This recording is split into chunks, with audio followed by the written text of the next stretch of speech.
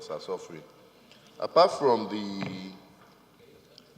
need for more police personnel, I think the need, the motion says urgent need to conduct demographic survey, which I think part of what you're asking is that we know where and where these police stations are sited, which is very important because some police stations, before a community, they're sited very far away from communities.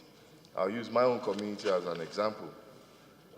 If we have any issues in my community, it takes nothing less than 3 hours during the dry season for a first responder from the police to get there.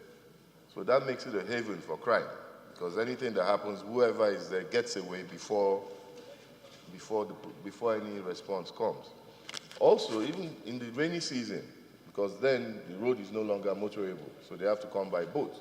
Now, there are loads of communities along the river banks of the River Niger, that have the same issues, that before there's any response from the police or from any security agency, whatever is happening there would have finished.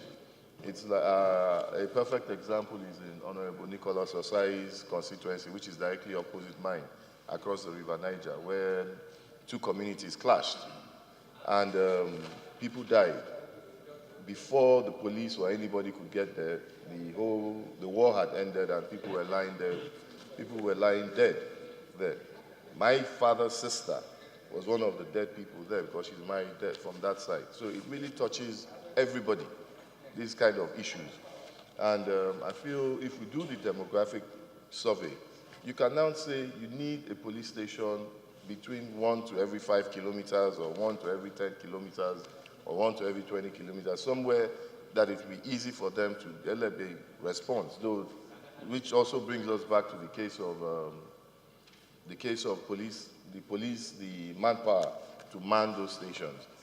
But Mr. Speaker, if I would like to go back in time, I remember when we were growing up, in that same village, you had police officers.